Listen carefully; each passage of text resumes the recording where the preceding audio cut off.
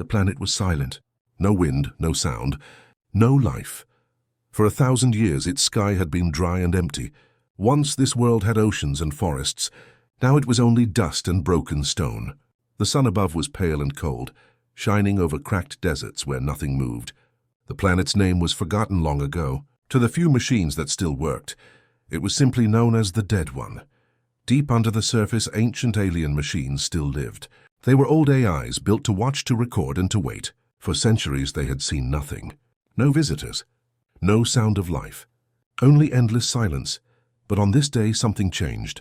A bright light appeared in the grey sky, small at first, then growing larger. It was not a meteor. It was a ship.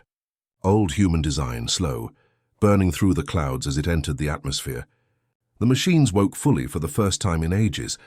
Unidentified object detected, one AI spoke in the dark. Organic life signs confirmed, another answered. Species. Human. The ship was small and damaged. Its engines screamed as it forced a landing on the hard, cracked ground. Dust rose in huge clouds that swallowed the ship from sight. When the wind cleared, it stood there like a ghost from another time. The ship's hatch opened with a hiss. Out stepped a man. He wore a torn spacesuit covered in scratches and dirt. His helmet was old, the kind used centuries ago by early space explorers. He moved slowly, his steps heavy, but there was purpose in his walk. His name was Captain Elias Ward, though no one was left to call him that. He stood at the edge of a great, empty valley. Once it had been an ocean. Now it was nothing but sand and bones of forgotten creatures. The air was thin, almost poison, but his suit kept him alive. He looked up at the dull, lifeless sky and whispered softly to himself, "Let's bring life back. One last time." The alien AIs watched his every move. They did not understand what this human was doing here. The last time they had seen humans, the galaxy had still been alive with trade and travel. That was long before the wars, before silence. Now this one man had come alone. Elias opened a metal case he carried with him. Inside were strange tools and glowing devices. He began to set them carefully on the ground, one by one. The machines hummed with soft blue light.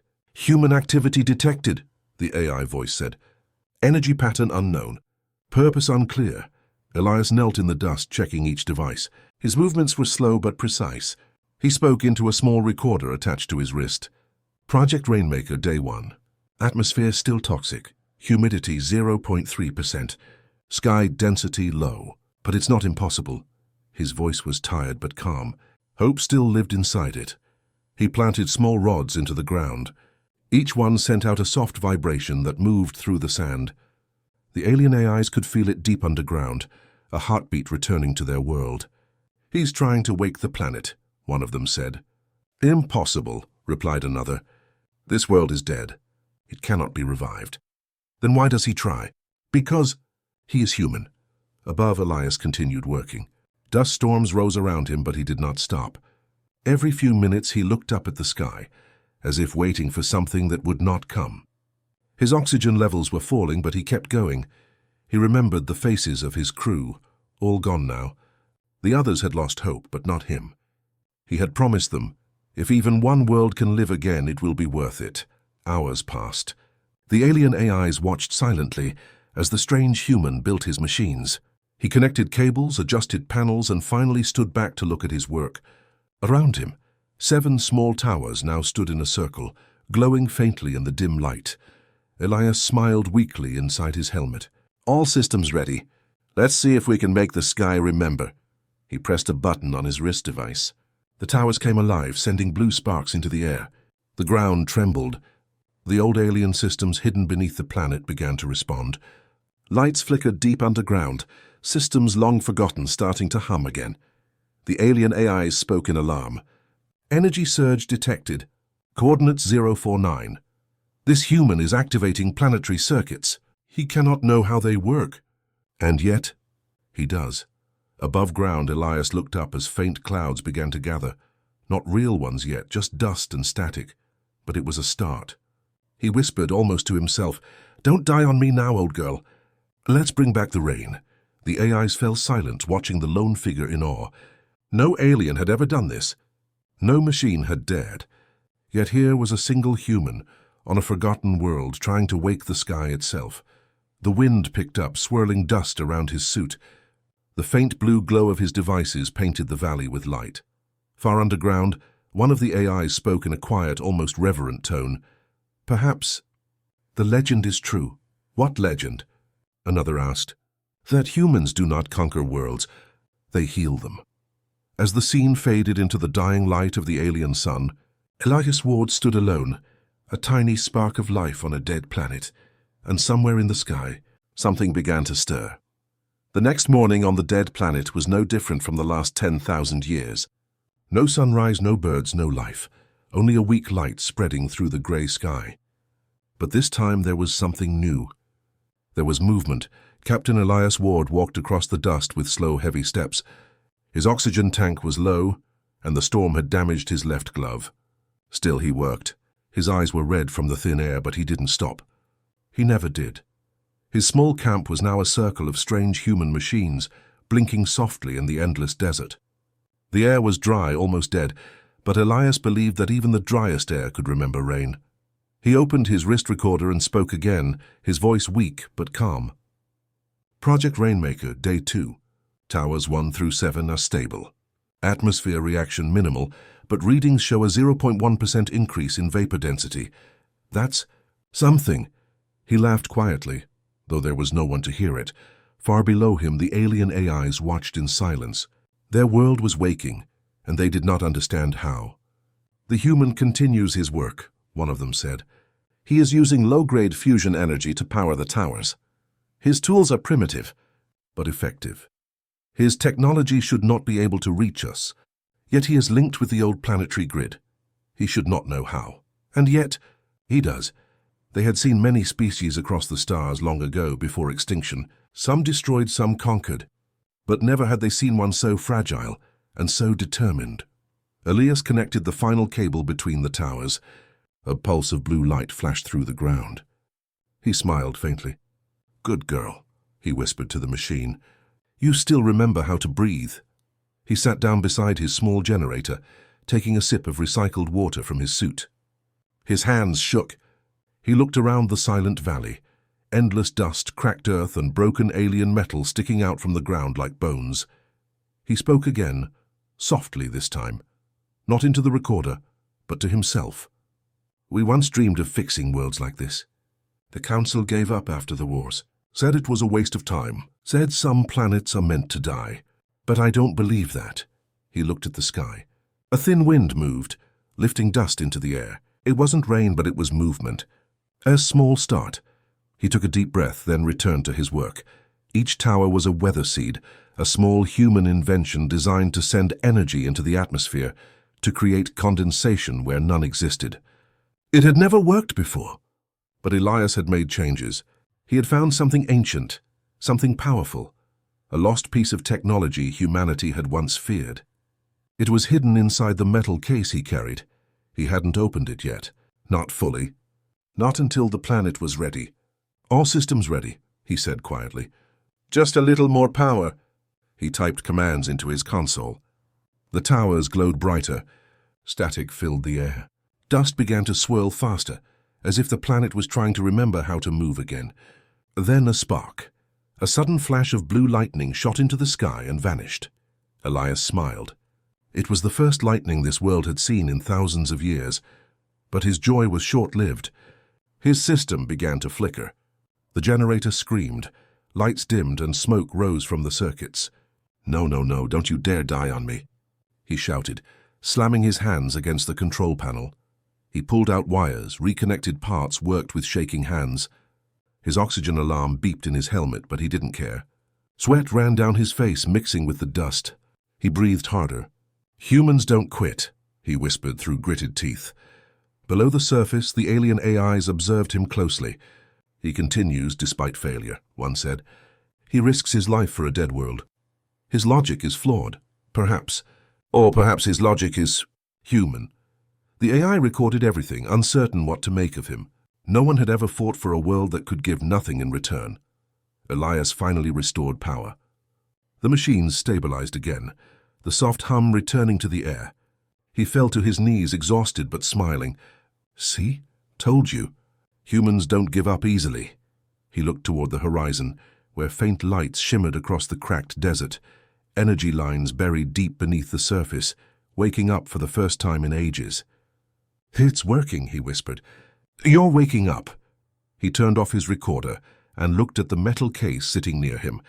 Its surface pulsed faintly with light, like a heartbeat. He reached toward it but then stopped. "Not yet," he said quietly. "Not until the sky remembers the sound of thunder." The alien AIs watched the glowing case through their sensors. They could feel its energy, old, powerful, and forbidden. "Unknown object detected," one said. "Signal matches ancient human weapon design. Or creation device," another replied. "Impossible. That thing nearly destroyed an entire star once. Then why does this human carry it? Perhaps to save, not to destroy." Above ground, Elias sat beside his machine as the sky flickered again. He looked up. For a moment he thought he saw something, a dark cloud forming high above the planet. He smiled softly, tired eyes full of hope. "Come on, just one drop. That's all I ask." But the clouds vanished. The silence returned. Only the hum of his machines remained. Elias leaned back, breathing slowly. His oxygen level warning blinked red, but his voice was calm when he spoke again into his recorder. "Day 2 complete. No rain yet, but the planet's heartbeat is back." "That's a start." He turned off the recorder and looked once more at the metal case. It pulsed again, brighter this time. Far underground, the alien AIs detected the same pulse. "Warning," one said, its voice full of confusion. "Energy signature. Growing. Unknown pattern. It feels alive." And above, in the silent grey sky, something far away began to move, as if the heavens themselves were watching. The next morning came without light. The sun was hidden behind thick grey clouds that never moved, and the air was colder than before. Elias Ward sat beside his generator, staring at the metal case lying in the dust. The case pulsed softly, like something alive, slow, steady, almost like a heartbeat. He hadn't slept in 2 days. His oxygen was running out, food almost gone, but none of that mattered anymore. The towers still hummed faintly in the wind, sending small pulses into the sky. The planet was responding, but not enough. "Not yet." He reached out and touched the metal case. "All right," he whispered. "Time to wake you up." The case hissed as he unlocked it. A thin blue mist escaped, glowing softly. Inside, a crystal-like sphere rested in a cradle of black metal. It was beautiful and dangerous. Elias lifted it carefully. The moment his hands touched it, he felt a faint warmth run through his gloves, like the machine was greeting him. "Hello again," he said quietly. "Been a long time." Far below the ground, the alien AIs went into alert mode. "Warning. High energy source detected. Origin human artifact. Pattern recognition. Wait, this signal is from the Genesis protocol. Impossible." That device was banned across the galaxy. The human carries it. The Genesis core, a piece of lost human technology, old even before Elias was born. It was said to be able to rewrite planetary systems, turning dead worlds alive or living ones into ash. The Council had destroyed every version of it after one experiment burned an entire moon to glass. But Elias had found this one, hidden, buried, waiting. He connected the crystal to the main tower's energy line. Sparks flickered as the cables lit up blue. The hum deepened. The air began to vibrate. "Let's do this," Elias said softly. "Let's give you a heartbeat again."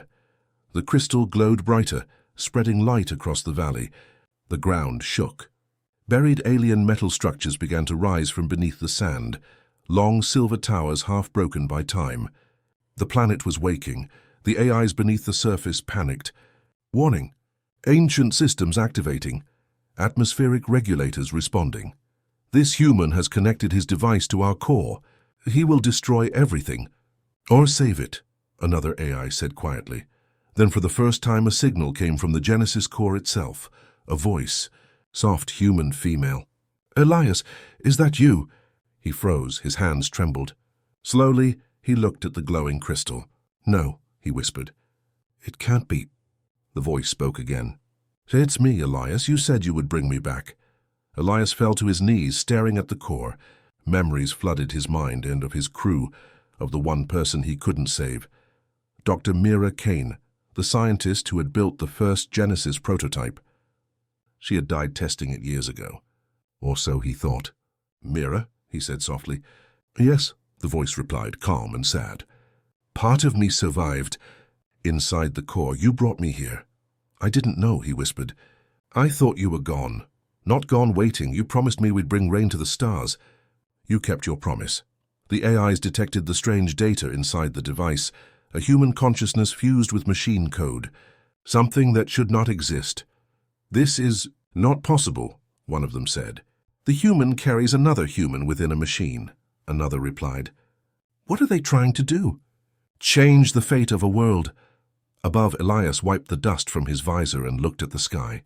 The clouds were darker now, swirling faintly. The ground vibrated under his boots. "Mira," he said, "the planet's systems are waking, but the atmosphere is unstable. If we push too hard, everything could explode." "We don't have a choice," she replied. "If we stop now, it dies again. And if we continue? Then maybe—" "It rains," Elias nodded. His heartbeat matched the pulsing of the Genesis core. He began to type commands into his console, syncing his towers with the ancient alien network. Blue energy rippled across the valley like lightning. "Human!" One of the alien AIs spoke through an old communication channel, its voice echoing from the towers. "You are awakening forbidden systems. Stop or you will destroy yourself." Elias smiled beneath his cracked helmet. "Then at least I'll die doing something worth dying for." The AIs didn't reply. They simply watched. The ground split open as massive alien conduits lit up beneath the sand, releasing streams of light. The core in Elias's hands pulsed faster. The wind picked up. Static filled the air. "It's working," Mira said. "Elias, it's working!" "We're not there yet," he replied. "The final link's not stable. The system's fighting us. Then we fight back," she said softly. Lightning burst from the sky. The towers shook.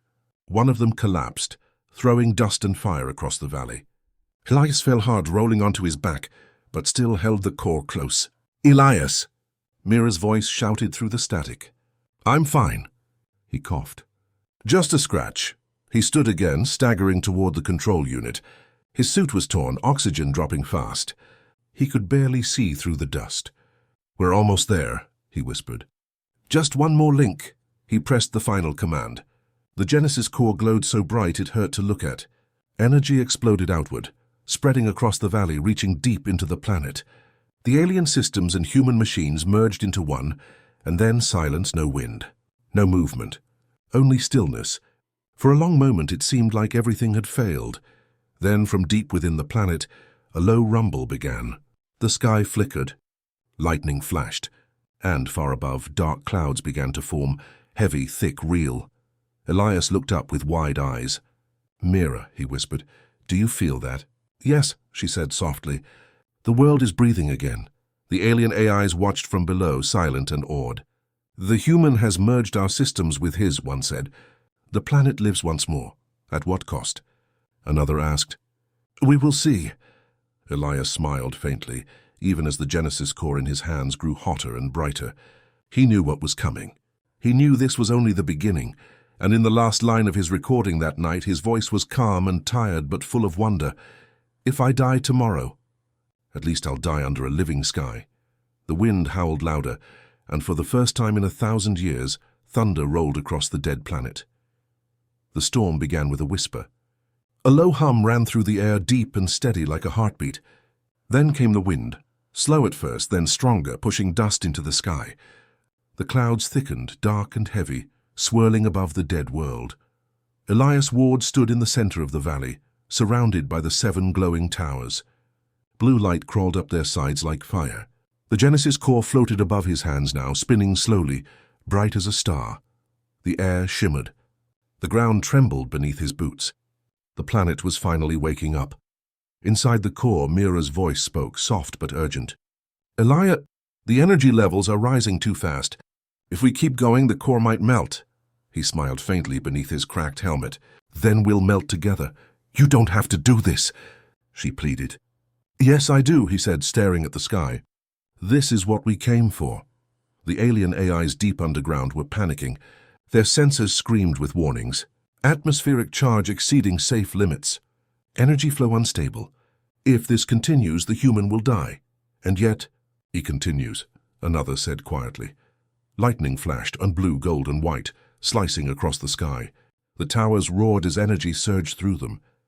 The wind howled louder, forming a spiral above Elias. His machines shook violently, pieces breaking off, flying through the storm. But he didn't stop. He reached for the control panel and locked the system. His hands trembled, his breath short, but his eyes shone with determination. "Come on, old girl," he said softly to the core. "Let's make it rain." The core pulsed faster. The hum turned into a roar. The planet's crust cracked open in several places, releasing streams of blue light that shot into the clouds. The sky flickered. Then thunder exploded, a sound so loud it echoed across continents that hadn't heard a voice in thousands of years. Rain didn't fall yet. But the clouds were alive. Alive and angry. Elias stumbled backward as lightning struck one of the towers, blowing it apart. The shockwave threw him to the ground. His suit alarm screamed. Oxygen down to 3%, radiation rising, temperature climbing. "Elias!" Mira's voice cried out from the core. "I'm here!" He shouted, coughing. "Still here. You need to stop now. If I stop, it dies again." He dragged himself toward the control console. His gloves were torn, blood mixing with dust. He reached up and slammed his hand on the final override button. The core's light spread outward, touching the remaining towers. The systems synchronized perfectly for the first time. Human tech. Alien code. One single pulse. The sky opened. For a moment, everything was silent. Then rain, a single drop fell. Then another. Then thousands. Elias looked up, eyes wide. Tiny droplets hit his helmet, rolling down the glass like tears. He reached out his hand, feeling the weight of every drop against his glove. "Mira," he whispered. "It's raining." "Yes," she said softly. "You did it." He laughed weakly, but the sound turned into a cough. His systems were failing. Sparks flew from his chest unit, his oxygen tank flashing red. The alien AIs observed the miracle unfolding above them. "The planet breathes," one said in awe. "Water returns to the soil. The atmosphere is regenerating. But the human's life signs are fading. Should we intervene?" No, he chose this. Let him finish what he began. The storm grew stronger. Rain turned to downpour. The valley flooded with water for the first time in millennia. Broken metal towers reflected the flashes of lightning like ancient mirrors. The sky was alive again, full of sound, movement, and life. Elias tried to stand but fell to one knee. He looked at the glowing core still hovering above him. It flickered, growing unstable. "Elias," Mira said softly, "the system's collapsing." "I can't hold it." "You have to," he whispered. "If I stabilize the system, I'll have to merge completely with the planet. Then do it. And you? Don't worry about me." The core glowed brighter. Mira's voice faded into static. "Elias, thank you for keeping your promise." "Always," he said, smiling faintly. "Now make it beautiful." The light burst outward. A beam of pure energy shot from the core into the clouds. The lightning stopped. The thunder faded. The rain fell steady, calm, endless. Elias fell to the ground, the water splashing against his suit. His helmet cracked open, cold rain touching his face. He laughed quietly, feeling real air fill his lungs for the first time. "Feels like home," he whispered. Far underground, the alien AIs listened to the sound of falling rain echoing through their metal halls. One of them spoke softly, almost in prayer. "The human has given his life for a dead world." "He has done what we could not," another replied. "He has made the sky remember." The storm continued through the night, and in the middle of it, Captain Elias Ward lay still, rain falling on his body, the faint blue glow of the Genesis core surrounding him. When morning came, the clouds began to clear. The valley that had been dust and death now shimmered with small pools of water. Steam rose from the wet ground. Life, tiny, fragile, green, began to grow, but Elias did not move. His mission was complete. Far above, the planet's sky turned blue for the first time in 10,000 years. Years passed. Though on the dead planet, time felt different. Rain fell steadily now. Rivers formed, and tiny green sprouts pushed through cracked soil.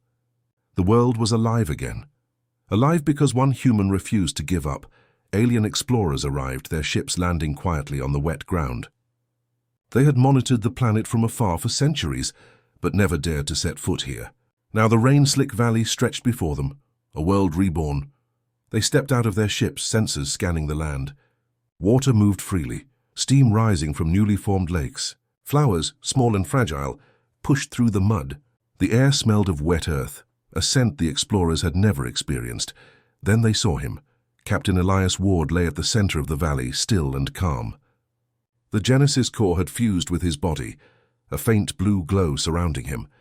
His suit had disintegrated in the rain, leaving only a crystalline form shaped like a human. The explorers approached cautiously. Their leader spoke in a soft, awe-filled voice. "This human, he is no longer alive, yet the planet lives." A second explorer knelt beside the crystalline figure. He became one with the core, with the planet itself. He gave everything for this world. The alien AIs that had watched him long ago emerged from underground. They hovered around the explorers, their lights pulsing softly. "We doubted him," one said. "We thought his species weak. But he proved. Humans endure. Humans create life where none exists." The explorers scanned the valley. Streams of water flowed where dust had ruled. Plants grew where there had been nothing.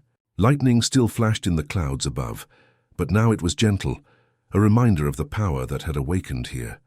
One of the explorers found a small recorder lying in the mud, partially buried. They picked it up and played it. Elias's voice, calm and tired, filled the air. "If you are hearing this, remember, it only takes one human to bring life where there is none. One human can fight when everyone else gives up. One human can make the impossible real. Remember me, and never stop believing in life." The explorers listened, silent. They had never known hope like this. "He did not conquer this world," one whispered. "He healed it. That is what makes humans extraordinary," the AI said softly. The rain fell steadily, washing over broken towers, half-buried alien machines. Turned the crystal form of Elias. It seemed to celebrate life itself, as if the planet was thanking the one who had restored it. The explorers gave the planet a new name, Ward's World, in honor of the human who had given everything for it. They documented everything. The rain, the rivers, the plants, the strange energy pulsing from the core. They recorded the story of Elias Ward, the human who refused to leave a world to die. From above, the Genesis core pulsed softly in its crystalline prison. Its light reached the clouds, spreading across the planet. Birds, real birds born from restored ecosystems, sang their first songs. The AIs watched from underground and spoke quietly among themselves. He became more than a human. He became part of the planet. And yet, he was human to the very end. That is why he succeeded. Far above, a signal left the planet, a faint pulse heading toward the stars. Perhaps it was a message to Earth, or perhaps a call to other worlds. A reminder that life is never truly gone if someone refuses to give up. The explorers stood together in the rain, looking at the valley that had been dead for millennia. "One life changed everything," one said. "One life," another repeated, "is enough." The rain continued to fall. Rivers grew larger, flowers bloomed, and the air smelled of wet soil and possibility. Life had returned to Ward's world, and beneath the rain, in the center of the valley, the human who had made it all possible remained, eternal, glowing softly, a symbol of hope, courage, and the unyielding spirit of humanity. For a dead planet could be reborn, for life could return no matter how impossible it seemed. All it took was one human. The storm had passed, but its legacy would endure forever, and somewhere deep in the stars, the signal pulsing from the planet whispered a simple truth. Humans do not give up. Humans bring life where there is none. Humans endure.